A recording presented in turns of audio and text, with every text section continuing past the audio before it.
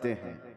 कुछ बात तो है कि मिटती नहीं हस्ती हमारी, कुछ बात तो है कि मिटती नहीं हस्ती हमारी। सदियों रहा है दुश्मन दौरे ज़मा हमारा, यूनान और मिस्र रोमा सब मिट गए जहां से, बाकी मगर है अब तक नामो निशां हमारा। तौहीद की अमानत सीनों में है हमारे, आसान नहीं मिटाना नामो निशां हमारा। और फिर एक बात, बातिल से डरने वाले ए आसमां नहीं है हम, 100 बार कर चुका है तू इम्तिहान हमारा। सीमांचल के लोग सही ढंग से अपना घर नहीं बना पाते, लकड़ियों के घर, छप्पर के घर, लेकिन मेरे मुस्तफ़ा के नाम पर आलीशान जलसा तो जरूर सजा लेते। इसमें कंप्रोमाइज नहीं किया जाता, इसमें कोई कंप्रोमाइज कहां ये जलसा और कहां छोटे छोटे घर, कोई मुताबकत नहीं लगती। और बहुत बड़े बड़े लोग ये सब नहीं करते, गरीबों के हिस्से में ही ये काम आया करता है। अल्लाह के नबी सल्लल्लाहु तआला अलैहि वसल्लम ने जब मक्का मुकर्रमा में तबलीग शुरू फरमाई थी तो गरीबों ने ही सबसे पहले इस्लाम कबूल किया था, और गुरबत में ही इस्लाम फैलता रहा। आज भी मेरे अजीजों, बिहार में बहुत सारे इलाके हैं, लेकिन हम बहुत दूर बैठकर यहाँ के इलेक्शन की धमक भी सुनते थे तो सीमांचल की बात ज्यादा सुनते थे। उसकी वजह क्या है? बिहार में तो बहुत सारे इलाके हैं, बहुत सारे जिले हैं, इस इलाके का तज़किरा ज्यादा क्यों होता है? वजह यह है कि यहाँ पर वो कौम ज्यादा है जो लोगों की नजरों में चुभती ज्यादा है। और यही बात है कि दुनिया का हर दरिंदा हमारी तरफ देखता है और खूनखार नजरों से मिटाने की कोशिश भी करता है। और ये पहली बार नहीं, चंगेज इसके बड़े भी आए, हलाकू इससे बड़े भी आए, लेकिन वो इस दीन मतीन का कुछ बिगाड़ ना सके। आप भी ना घबराना, ये जलसे कोई ख़त्म नहीं कर सकता और ना ये नाम हमारे कभी ख़त्म किए जा सकते। एक बड़ी लज्जत है, बड़ा अजीब एहसास है बिहार के, बंगाल के, झारखंड के जलसों में। मैं बोलता बहुत भी हूँ, आप लोगों के इंतज़ामात और इंसरामात के ख़िलाफ़ भी, रात भर सजाते हैं और बहुत सारे इसके जो नेगेटिव पॉइंट है उस पर बोलता भी हूँ। लाखों का खर्चा करते हैं, बिहार में जलसे ज़्यादा करते हैं, इस पर बोलता भी हूँ। लेकिन दिल में एक एहसास ये भी होता है, जैसी तैसी है कौम, सर्कस में पैसा बर्बाद करने से मेरे मुस्तफ़ा के नाम पर तो लगाती है। किसी और जगह पर इनको छोड़ दिया जाए तो शायद पता नहीं मुजरे करने वालों को देखेंगे लोग। इंटरटेनमेंट की दुनिया है, यहां नहीं तो कहीं और महफिलें लगा देंगे। इसी बहाने कम अज कम यहाँ शोराए इस्लाम आते हैं, खुतबा इस्लाम आते हैं, और ये एक एक लफ्ज पढ़ते जाते हैं, लोगों के दिलों में रस घोलते जाते हैं। जैसे तैसे ये दीन का निज़ाम इन जलसों के जरिए से कायम है। बहरहाल मेरे अजीजों, एक बात आप समझ करके चलना, यहां पर बैठकर तकरीबन 1 घंटा मुझसे पेशतर हजरत मौलाना साहब ने चंदा भी किया बहुत मस्जिद के लिए। बहुत लोग समझते हैं कि मौलाना लोगों का काम ही क्या है, चंदा करना, रसीद लेके घूमते रहते हैं। तुम्हें अंदाजा है दीन का ये सारा निज़ाम अगर ये मौलवी नहीं होते तो पता नहीं तुम क्या कर रहे होते। ये मदरसे, ये मसाजिद की मीनार, ये सारी चीजें इन लोगों से कायम है।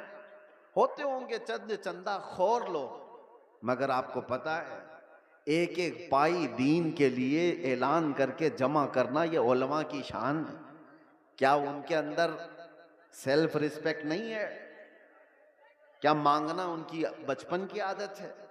नहीं। तुम्हारे दरमियान अगर वो हाथ फैलाते भी हैं तो दीन के नाम पर।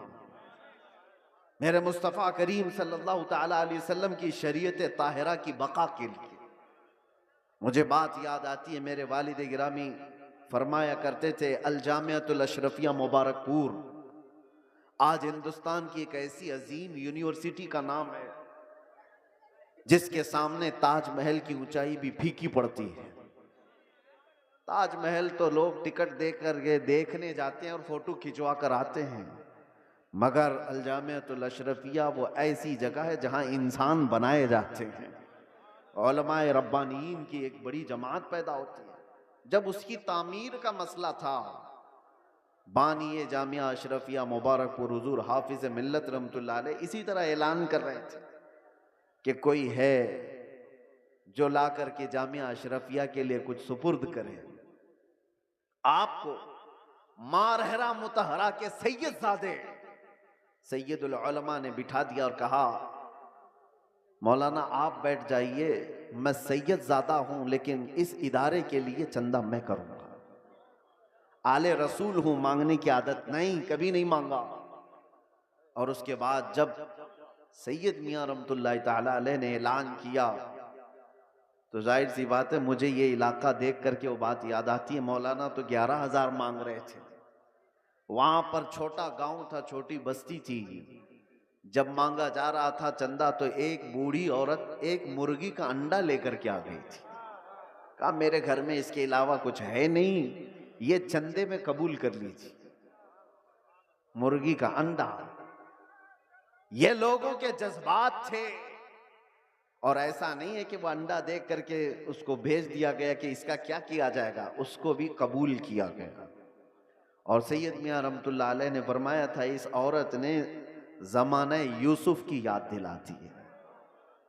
खरीदारों में उसका नाम आ जाए बस इसलिए हाजिर हो गई। बहरहाल इस निज़ाम पर मैंने थोड़ी सी गुफ्तगू इसलिए की कि उलमा को हकीर मत समझो। या उलमाए ज़वील एहतराम अगर दीन के नाम पर तुमसे कुछ तलब कर रहे हैं तो सारे लोगों को एक कैटेगरी में मत शुमार करो। एक जुमला मैं आपसे कहता हूं, तवज्जो से सुनना। हर दाढ़ी वाला चोर नहीं होता, लेकिन चोर दाढ़ी रख लेता है। चोर अपनी चोरी छुपाने के लिए दाढ़ी रख लेता है। हाँ, इस फार्मूले को समझ करके चलें और इसको हर जगह फिट ना करें। दाढ़ी वाले को देख करके हिकारत से देखना मेरे अजीजों, हरगिज नहीं। कुछ चोर अगर इस तरह के लिबास पहन लें तो ऐसा थोड़ी ना होता है कि हम ये भी तो नहीं कह सकते कि हर चाय वाला चोर है। नहीं कह सकते, नहीं कह सकते। सबको एक कैटेगरी में कैसे शामिल कर दें? ये एक जुमला आप याद रखें, मैं किसी का नाम नहीं ले रहा हूं। और दूसरी बात, उलमाए ज़वील एहतराम के लिए खास तौर पर मैंने आयत करीमा की तिलावत की है खुतबे में, खुतबे के बाद, यंसुरकुमुल्लाहु फला गालिब लकुम, अगर अल्लाह तुम्हारी मदद करे तो कोई ताकत तुम पर गालिब नहीं आ सकती, कोई तुम पर गलबा नहीं हासिल कर सकता। ये एक जुमला कुरान पाक का इतना पावरफुल है, इतना पावरफुल है कि अल्लाह तुम्हारी मदद करे तो कोई गालिब नहीं आएगा। और अगर कोई गालिब आया हुआ है हमारे ऊपर तो इसका मतलब है कि तुम महरूम हो या हम महरूम हैं उस अजीम मदद से जिसका वादा कुरान में अल्लाह ताला ने फरमाया, वो हमारे अमाल की बुनियाद पर। मुर्शिद गिरामी हुजूर ताजुश शरिया रहमतुल्लाह ताला अलैह एक आयत की तफसीर फरमाते हुए हमसे कह रहे थे कि एक साहब आए और उन्होंने कहा कि हजरत हमारे गांव में बहुत फसादात हो गए, वायलेशन हो गया, लेकिन मुसलमानों को पकड़ पकड़ करके पुलिस ले जा रही है, 8-10 दिन हो गए, अभी तक थमी नहीं है ये गिरफ्तारियां। और वो बयान करते करते उन्होंने ये कहा कि ये सारी पकड़ धकड़ जो चल रही है इसकी सारी मुखबिरी मुसलमान ही करते हैं। कौन कहां किस घर में छुपा है और क्या क्या कर रहा था, सब मुसलमान ही बताते हैं और आकर के इनको अरेस्ट किया जाता है। तब हजरत ने एक आयत पढ़ करके हमें बताया था। कुरान में अल्लाह फरमाता वलन यजअलल्लाहु लिलकाफिरीन अलल मुमिनीन सबीला। अल्लाह कुरान में फरमाता है हरगिज हरगिज अल्लाह ताला काफिरों को ईमान वालों पर गलबा नहीं देगा, कभी नहीं। लन का लफ्ज है नफी ताकीद के साथ। हरगिज अल्लाह तबारक व तआला काफिरों को ईमान वालों पर गलबा नहीं देगा। हजरत फरमाते मगर ये कि किसी काफिर की मदद मुसलमान ही करे तो वो काफिर मुसलमान के रास्ते से दूसरे मुसलमान पर गलबा करेगा। बात समझ में आ रही है? एक मुसलमान को जरिया बना करके ही दूसरा कोई तुम्हारे घर पर हमला करेगा। आज के हालात पर मैं जो बात कर रहा हूं सुनो मेरे अजीजों, बहुत सारे मुसलमान अपना फ्यूचर आज बना नहीं पा रहे हैं।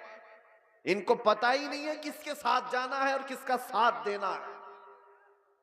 हालात ऐसे हैं कि किसी और मुसलमान को गिराने के लिए एक मुसलमान किसी काफिर और मुशरिक की मदद पर भी राजी हो जाता है। यही मैं बता रहा हूं कि कभी तुम्हें कोई कौम मगलूब नहीं कर सकती जब तक कि तुम्हारे अंदर के गद्दार तुम्हें मगलूब ना करें। जब तक हमारे दरमियान मौजूद जमात के मुनाफिकीन हमारे खिलाफ ना खड़े हों तब तक कोई कौम हमें डायरेक्ट नहीं गिरा सकती। अभी 1 महीने पहले की बात मैं बताऊं, और सीनियर ऑफिसर ने मुझसे कहा कि मौलाना आप डरते क्यों हैं, आपकी कौम को कोई भी हरा नहीं सकता, ये हम जानते हैं। ये मैं सुनता था पहले, लेकिन डायरेक्ट सुना आपकी कौम को कोई कुछ नहीं कर सकता। आपकी कौम ही आपकी कौम को बर्बाद करती है, बाकी कोई नहीं कर सकता।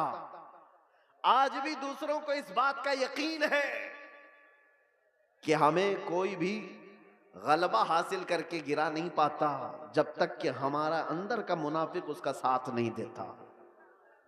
ये गद्दारों की जमात, ये मुनाफिकीन की जमात, मैं जानता हूं सैफी साहब यहां मौजूद है, मैं आपसे कह रहा हूं कि उस वक्त कैफियत क्या होती होगी।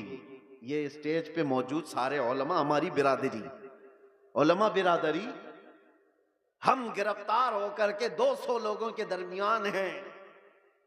पहरेदारी में कोई कसर नहीं छोड़ी जा रही है, कोई कसर नहीं छोड़ी जा रही है।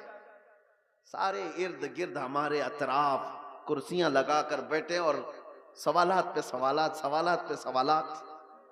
और उस वक्त इन्वेस्टिगेशन करने वालों को कुछ लोगों के मैसेजेस आते हैं और कहते हैं ये मौलाना से ये भी पूछो, ये भी पूछो। क्लिपें हमारी काट काट करके भेजी जा रही है तकरीरों की कि इन्होंने यहां पर ये कहा, इन्होंने यहां पर ये कहा। वो बेचारे सवालात करने वाले वो कहते हमको तो आपके बारे में उतना मालूम नहीं था, ये इतनी सारी चीजें आ रही हैं। मैंने पूछा नहीं कौन है, लेकिन सामने वाले ने बताया कि फलां पीर साहब हैं, फलां मौलाना साहब हैं। मैं जानता हूं मेरे अजीजों, मैंने इससे कबल बड़े जज्बात में कहा था, वो भी जानते होंगे जिन्होंने ये सब काम किए हैं हमारे दिल पर क्या गुजर रही थी उस वक्त। हमने सब अल्लाह उसके रसूल पर छोड़ दिया। लेकिन एक बात याद रखना, गद्दारों की जमात से कहता हूं, कल क़यामत होनी है और बारगाह मुस्तफा में हमें भी खड़ा होना है और तुम्हें भी खड़ा होना है। देखा जाएगा कि तुम किसके साथ खड़े होते और हम किसके साथ खड़े होते। देखा जाएगा तुमने किसी एक आलिम को सिर्फ और सिर्फ नामूस रिसालत की बुनियाद पर सजा को तवील करने के लिए, साथ देने के लिए जासूसियों का माहौल बनाया था। कयामत तो होनी है, मौत तो आनी है, कब्र में भी जाना है। ये मत समझ लेना कि सब कुछ यहां पर है। चंद पैसों के लिए जो लोग अपना दीन बेचते थे, कुरान ने उनकी वईद में क्या क्या बयान फरमाया। ये वो लोग हैं जो यहूदी उलमा थे, यही तो किया करते थे। मालदारों को खुश रखने के लिए वो दीन का निजाम बदल दिया करते थे। अब देखना जैसे जैसे ये सत्ता पावर में आज लोग हैं, हुकूमत में जो लोग हैं, मजबूत से मजबूत होते जाएंगे तो तूफान आएगा बहुत सारों के अंदर। कितने तो इधर से उधर निकलने लग जाएंगे कि भाई जिसकी लाठी उसकी भैंस, हमें भी उनकी बोली बोलनी पड़ेगी, हम भी उनके शाना बशाना रहेंगे तो कुछ हमारे भी काम हो जाएंगे। देखना और चंद दिनों के बाद, वो चाहे उलमा दिखने वाली जमात में से लोग हों या नेता बनने वाले लोग हों, ये सब वो चाटुगिरी करने वाले लोग इन तूफानों में अब किसके किसके साथ जाने लगेंगे और कौम की दलाली करने लगेंगे। देखना आप चंद दिनों के बाद। और ऐ कौम के गयूर नौजवानों, मोहब्बत मुस्तफा पर और नामूसे मुस्तफा पर तुमने जज्बात में आकर के जो नारे लगाए, इनका पास और लिहाज रखना। चाहे पूरी जमात के बड़े बड़े लोग किसी ऐसी जमात के साथ चले जाएं जो मेरे मुस्तफा के दुश्मन हैं, उन्हें मत देखो, उनकी दौलत ना देखो, उनकी सियासत ना देखो, उनके ऊंचे मर्तबे ना देखो। मैं गरीब ही सही, मेरे दामन में मेरे मुस्तफा की मोहब्बत काफी है। इस पर कायम रहना। तुम्हारे घर छप्पर के हैं, तुम्हारे इलाके बाढ़ से डूब जाते हैं, बहुत सारे मामलात हैं, इस पर राजी रहना, लेकिन ईमान का सौदा कभी ना करना, नामूस मुस्तफा का सौदा कभी होने नहीं देना। ऐसों की जमात से अपने आप को बचाए रखो जो दीन का सौदा करते हैं। मेरे अजीजों, एक बात मैं कह रहा था, मौलाना अभी जो चंदा कर रहे थे एक मस्जिद ही के लिए, लोग मजाक उड़ाते हैं हमारा। सुन्नियों के जलसे देखो चंदे कर रहे होते हैं, हर भाई करेंगे ही ना, हमारे पास सऊदी रियाल थोड़ी ना आते, हम तो गरीबों से ही बना रहे हैं जो कुछ भी बना रहे हैं। हमारे पास कौन सी हुकूमत है? ना सऊदी है, ना कतर है, ना कुवैत है, कुछ नहीं है। हो सकता है तुम्हारे पास डॉलर भी आते हो, रियाल भी आते हो, पाउंड भी आते हो, तुम्हारे आकाओं से सब आता होगा। ये गरीबों की बस्ती में जो आता है इनकी मेहनत मजदूरी की कमाई से ही आता है। और इसीलिए रियालों पर पलने वालों से डर कौम को, दुनिया को नहीं है, इन गरीबों की बस्तियों से लोगों को डर है कि इनकलाब पैसे के लालचियों से नहीं आता, ये ईमान पर जिंदा रहने वाली गरीब कौम से इनकलाब आता है। गुरबा से दुनिया डरती है। आपको पता है कैसर और किसरा की ताकत का अंदाजा लगा सकते हो? कैसर कहते थे रोम के बादशाह को, किसरा कहते थे ईरान के बादशाह को। ये उस जमाने की बात कर रहा हूं जब तकरीबन पूरी दुनिया में दो बड़े सुपर पावर हुकूमतें थीं। Super power, Persian empire, Roman empire. Roman empire कैसर, पर्शियन एम्पायर किसरा। ये मेरे मुस्तफा करीम सल्लल्लाहु ताला अलैहि वसल्लम के जमाने की बात कर रहा हूं। और जब हुजूर पाक के जमाने से थोड़ा सा जमाना आ गया, सिद्दीक अकबर का, फारूक आजम का, मदीने से ये सहाबा की जमातें निकली थी और ये बात कर रहे थे कैसर और किसरा से मुकाबले की। सोचो, सीमांचल के गरीब लोग, बस्तियों में रहने वाले जिनके यहाँ पक्की सड़क भी ना हो, और वो गांव के रहने वाले अगर ये कहे हम अमेरिका से लड़ने वाले हैं, रशिया से लड़ने वाले हैं, तो दुनिया मजाक ही तो करेगी। दुनिया क्या कहेगी? अरे तुम्हारे छप्पर के घर हैं और तुम बात कर रहे हो सुपर पावर से लड़ने की। बिला तशबी बिला तमसील सहाबा इकराम जिस वक्त ये बात कर रहे थे कि कैसर और किसरा को भी हम फतह कर लेंगे, रोम और ईरान को भी फतह कर लेंगे, मक्का वाले ठट्टा मार करके हंसते थे। जिनके पांवों में चप्पल नहीं, जिनके कपड़ों पे पैबंद लगे रहते हैं, जो 10 लोग एक खजूर पर पूरा दिन गुजारते हैं, ये वो मोहम्मद अरबी के गुलाम हैं। रोम और ईरान फतह करने की बात कर रहे हैं। मजाक उड़ाया जाता था, लेकिन तारीख की सच्चाइयां बताती हैं वो मजाक करने वाले देखते रह गए, देखते रह गए। सहाबा की जमात, वो फाका कशी पर रहने वाले, एक पैबंद लगा जुब्बा पहनने वाले, बगैर चप्पल के कई कई लंबे मील तक सफर करने वाले सहाबा जब निकले थे तो कैसर और किसरा को घुटने टेकने पर मजबूर कर दिया था। उमर फारूक रज़ी अल्लाह ताला अन्हु के जमाने में वो वक्त आया था कि जब किसरा की हुकूमत भी तहोबाला हो गई, कैसर की तमाम सल्तनत की रानाइयां खत्म हो गई और फिर परचमे इस्लाम लहराया था, तो आज तक ईरान पर जो इस्लामी हुकूमत का गलगला है आज तक मौजूद है। मैं आपसे कहता हूं कि दुनिया ने हमेशा ये देखा है मोहम्मद अरबी सल्लल्लाहु ताला अलैहि वसल्लम के गुलामों में इनको कमजोर देखा गया है, इनको गरीब देखा गया है, फटे पुराने कपड़ों में देखा गया है, उलझे बालों में देखा गया है। लेकिन जब इस कौम को जलाल आता है तो बड़ी बड़ी हुकूमतों के तख्ते पलट जाते हैं। इसी को इकबाल ने कहा था, निकल करके सहरा से जिसने उलट दिया था तख्ते रोमा को, सुना है कुदसियों से मैंने कि वो शेर फिर होशियार होगा। सुना है कुदसियों से मैंने कि वो शेर फिर होशियार होगा। ऐ सुन्नियों, घबराने की जरूरत नहीं, मायूस होने की जरूरत नहीं, अपने आमाल बदलने की जरूरत है, अपने अखलाक बदलने की जरूरत है, ईमान की मजबूती लाने की जरूरत है। हमारे पास बचा क्या है? अभी जो चीज बची है वो मोहब्बत मुस्तफा, नबी करीम सल्लल्लाहु ताला अलैहि वसल्लम पर मर मिटने वाली जो कैफियत है, ये दुनिया की सबसे अजीम दौलत अल्लाह ने तुम्हें अता की, इसको बचाए रखो। ये भी अगर खत्म हो गई तो चलती फिरती लाशें हैं और कुछ भी नहीं बचा। हाँ, आपका एक सवाल है, जैसे हमसे भी कहते चलो, बहुत बोलते थे, गिरफ्तार होकर के गए, जेलों के पीछे पड़े रहे, कोई पुरसाने हाल नहीं, धक्के खाते रहे, कैसी कैसी जगहों पर बैठते रहे। क्या ये इज्जत की बात है? मेरे अजीजों, ये गिरफ्तारियां यह हमारे आबा व अजदाद की सुन्नत है। हाँ, जेल, कैद, ये सारी चीजें नई बात नहीं है।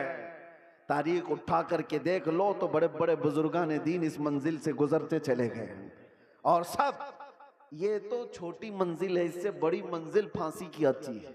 वहां तक भी उलमाए रब्बानीन पहुंचे हैं और कभी उन्होंने ये नहीं कहा हमारे इस रास्ते पर चलने की वजह से हमें सजा मिल रही है, बल्कि फांसी के फंदे को चूम करके भी वो कहते थे हक तो ये है कि हक अदा ना हुआ, हक तो ये है कि हक अदा ना हुआ। हमारे असलाफ़े किराम में आपको पता है इमाम अहमद बिन हम्बल को 300 कोड़े मारे गए थे हक बात के लिए। और आपको पता है हजरत इमाम मूसा काजिम इमाम जाफर सादिक के बेटे हैं, अहले बैत के बड़े इमाम हैं। 7 साल तक एक खलीफा ने आपको ऐसी जेल में रखा कि आपने सूरज नहीं देखा था। 7 साल, फिर जहर देकर के कैद खाने में ही मार दिया गया।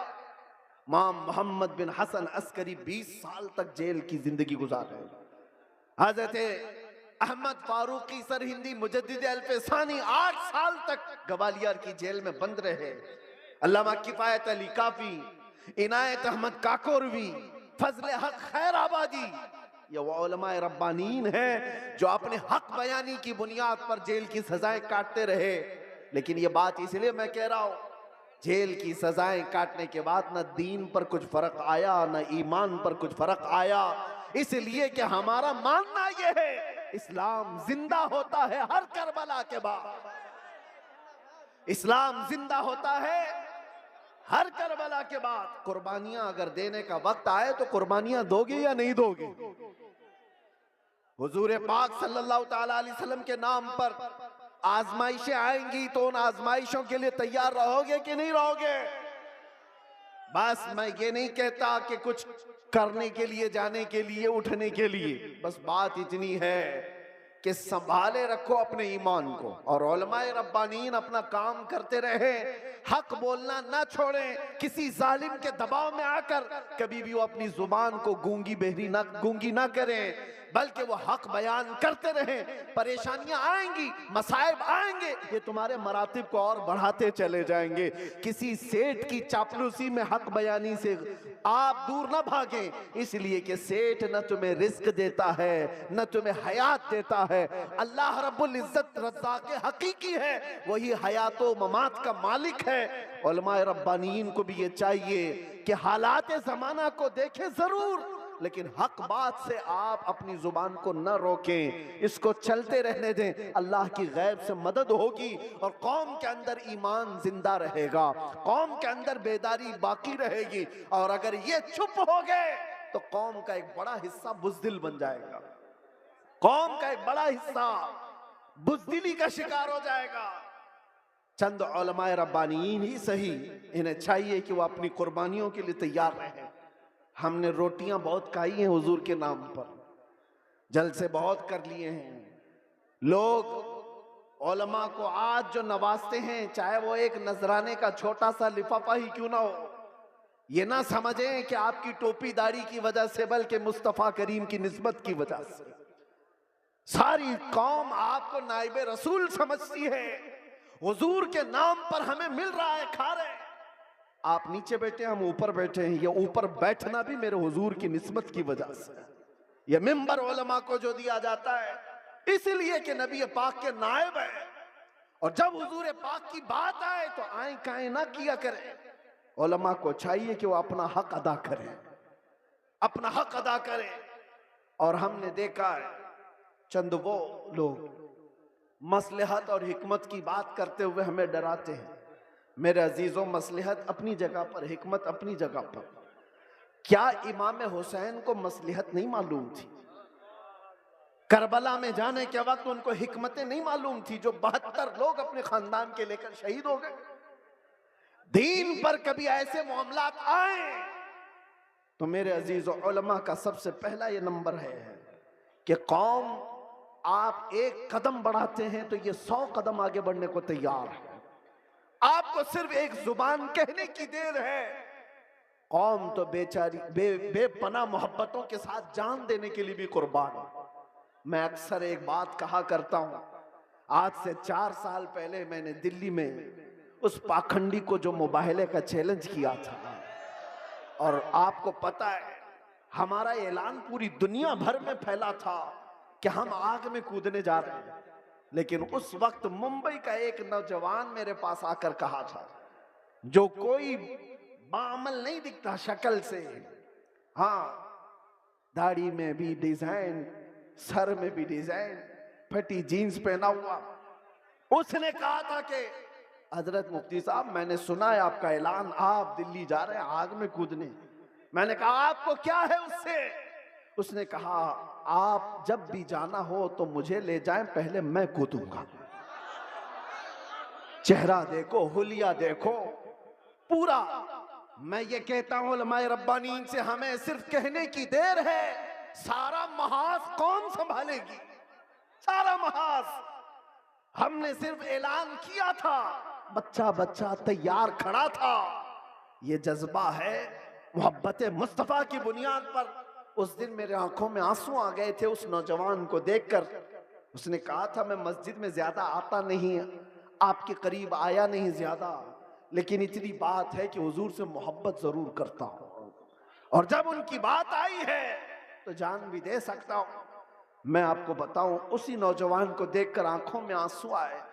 बारगाह मुस्तफा में मैंने अर्ज किया था, या रसूल अल्लाह, आपकी ये उम्मत गुनहगार हो गई, गद्दार नहीं है, गद्दार नहीं है, गद्दारी नहीं करती।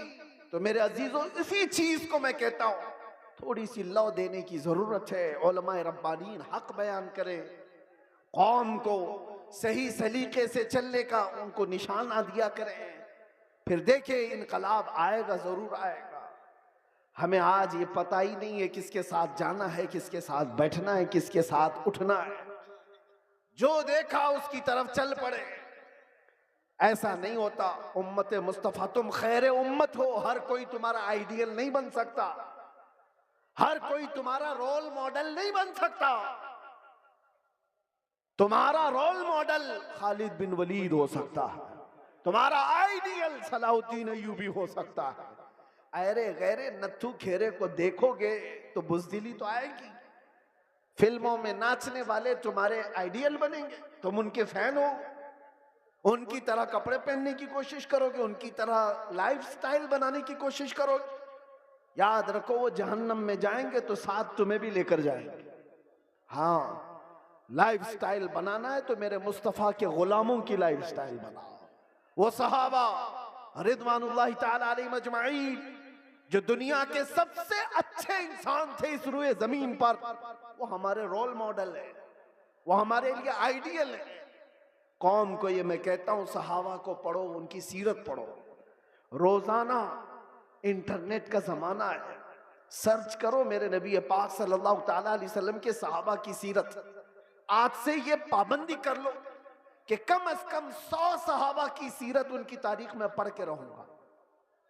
मेरे अजीजों, मिल जाएगा आपको सब कुछ, और फिर देखना आपकी जिंदगी में इनकलाब कैसे आएगा, कितनी चेंजिंग आएगी, कितना बदलाव आएगा। 24 घंटे में 18 घंटे तो फेसबुक के रील्स वगैरह देखने में गुजार देते हो, इंस्टा के रील्स देखने में गुजार देते हो, फेसबुक के वीडियोस देखते हुए यूट्यूब में मगन रह जाते हो। काश उसका आधा वक्त तुम रसूलुल्लाह के दीवानों को पढ़ने में लगाओ, फिर किसी और चीज की तुम्हें जरूरत ही नहीं। मेरे अजीजों, इतने बड़े जलसों की भी तुम्हें हाजत नहीं पेश आएगी। तुम अपनी जिंदगी को मेरे नबी पाक के गुलामों को पढ़ करके खुद समझ जाओगे, क्योंकि मेरे आका ने फरमाया अस्हाबी कन्नुजूम बिअय्यिहिम इक्तदैतुम इहतदैतुम। मेरे सहाबा सितारों की मानिंद हैं, तुम जिसकी भी पैरवी करोगे हिदायत पा जाओगे, जिसके पीछे भी चलोगे तुम हिदायत पा जाओगे। आज के हालात की बुनियाद पर बुज़दिली जो आ रही है उसको खत्म करने की मैं बात कर रहा हूं, दोनों तरफ, यहां से भी और वहां से भी, दोनों जगह से। और उन सेठों से भी मैं कहता हूं जिनको अल्लाह ने थोड़ा माल दिया है, तुम अपने माल का गलत इस्तेमाल ना करो। और किसी के पास माल आ गया है तो सबसे पहला वो क्या काम करता है, उलमा पे हुकूमत जमाने की कोशिश करता है।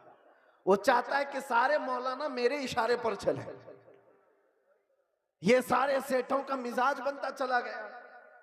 मौलाना साहब मस्जिद में वही बयान करेंगे जो मैं चाहूंगा। तुम्हारा दीन चलाओगे कि मेरे मुस्तफा का दीन? और जिन लोगों का ऐसा मिजाज बनेगा वो मेरे मुस्तफा की शरीयत नहीं चला रहे, अपनी तबीयत चला रहे हैं, उनका ठिकाना भी बहुत बुरा होगा। वो अंजाम समझ करके चले। माल आने के बाद, पैसा आने के बाद उलमा की जुबानों को रोक लगाने के लिए अपने माल का, अपने पावर का इस्तेमाल ना करें।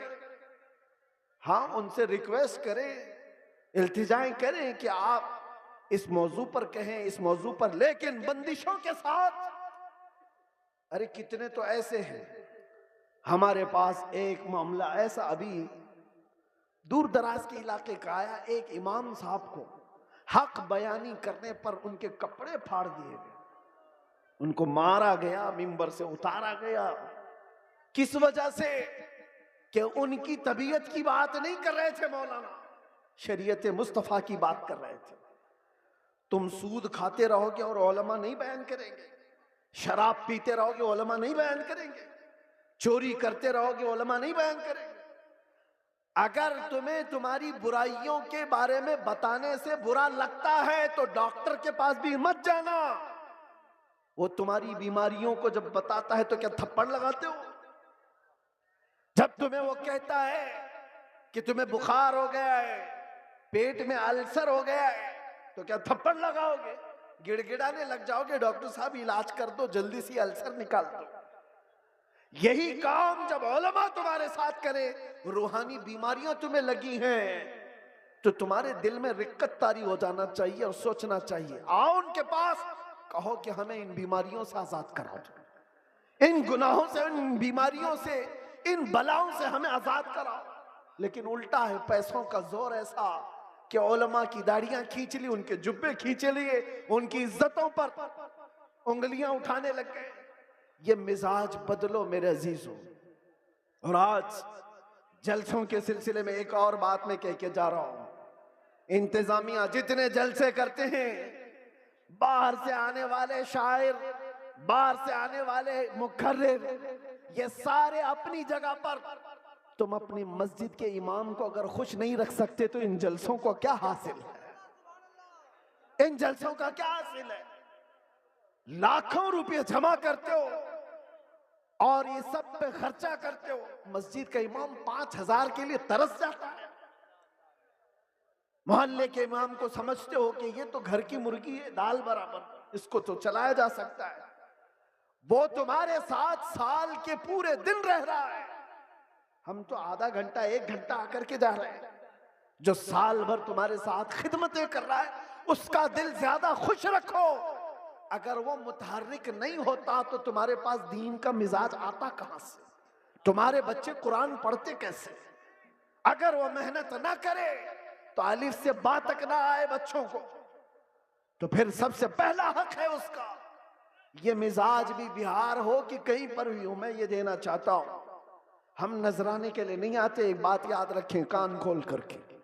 बहुत सारे लोगों ने मैं बना रखा होगा, मैं आज ऐलानन ये कहता हूं, हमारे नाम पर कोई दलाली ना करे। हमारा कोई एजेंट नहीं है जलसों के लिए। हम तारीख के लिए बहुत सारे लोग फोन करते हैं, और कितनी हमारे पास ऐसी खबरें आई कि फला ने तारीख दिलाने के नाम पर 50,000 ले लिए, 1 लाख ले लिए। कौम से मैं कहता हूं किसी को 1 रुपया भी देने की जरूरत नहीं। अल्लाह रब्बुल इज्जत ने हमें जितना अता किया वो बहुत है, बहुत है। मैंने जलसों को कभी भी जरिए माश नहीं बनाया है, अल्लाह शाहिद है, अल्लाह शाहिद है। किसी भी जगह हमने कभी कोई डिमांड नहीं किया। हाँ, खुशियों के साथ मोहब्बतों के साथ लोगों ने जो दिया रख लिया, अलग बात है। कभी किसी से तकाजा किया हो तो मेरे सामने खड़ा होकर के बता दे, कभी नहीं। ये बात इसलिए कर रहा हूं कि अल्लाह तबारक व तआला ने जो अता किया वो बहुत है। हम अपने पैसे से सफर का खर्चा भी निकाल सकते हैं और आकर के बगैर किसी चीज के जा भी सकते हैं, हमें किसी चीज की हाजत नहीं। लेकिन आज से मैं कहता हूं मकामी उलमा को पहले खुश रखो। अगर वो खुश रहे तो दीन का मिजाज बना रहे, और अगर उनको इस हालत में रखे हो कि उनको देखो तो लगे कि यतीम है, बेसहारा है, लावारिस है, किसने इनकी हालत बना रखी है? ये जेबों पर लोगों की नजर क्यों डालने लग गए? तुमने खुश नहीं रखा। तनख्वाहों में कटौती ऐसी करते चले गए कि उनको एक एक पाई के लिए तरसाते रह गए। मैं जानता हूं कई इमाम ऐसे हैं जो मस्जिद के दिए हुए छोटे से घर में अपनी पूरी जिंदगी गुजार कर चले गए। मदरसे में मुख्तसर सी तनख्वाह पर 40 साल पढ़ाते रह गए। ये सारे खिदमात उनकी अपनी जगह पर। हाँ, कुछ लोग अगर बिगड़े हुए हों तो उलमाए सू हो सकते हैं, मैं उनकी वकालत नहीं कर रहा हूं। कौम का मिजाज बदलने की बात कर रहा हूं। कौम का मिजाज, हमें बुलाने की कोई आदत नहीं। हम अपनी जगह पर बैठे, जहां से तकरीर करेंगे फैल जाएगी, आ जाएगी आप तक।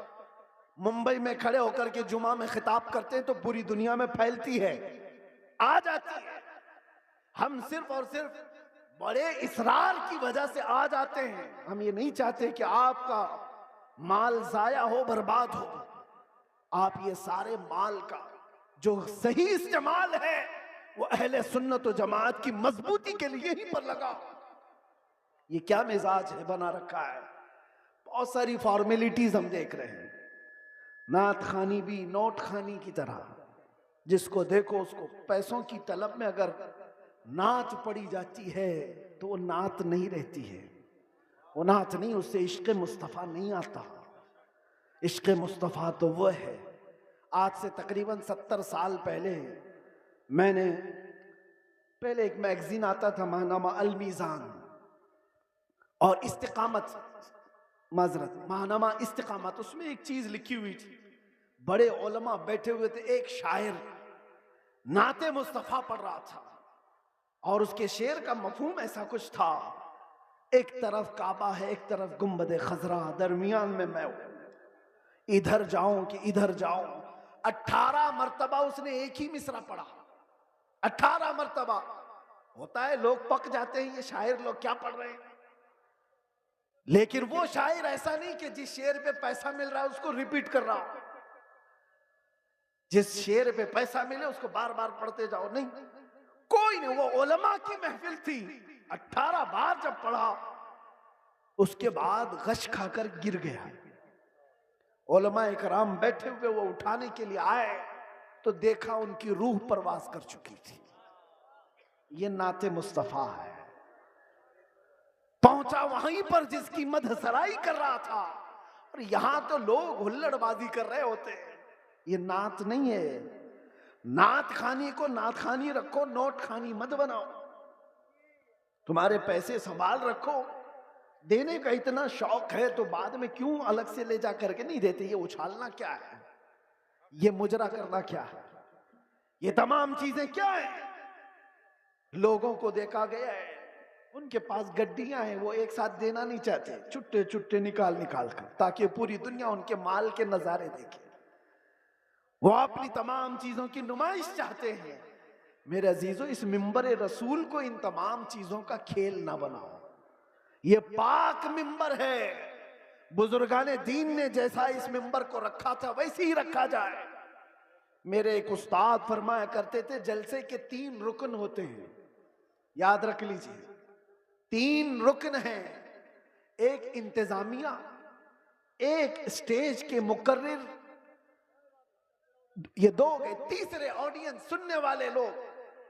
तीनों के अंदर अगर इखलास हो तो उस जलसे की धमक पूरी दुनिया में पड़ जाएगी। इखलास हो तो उसके अंदर ताकत और पावर बढ़ जाएगा उस जलसे के अंदर। इखलास कैसे?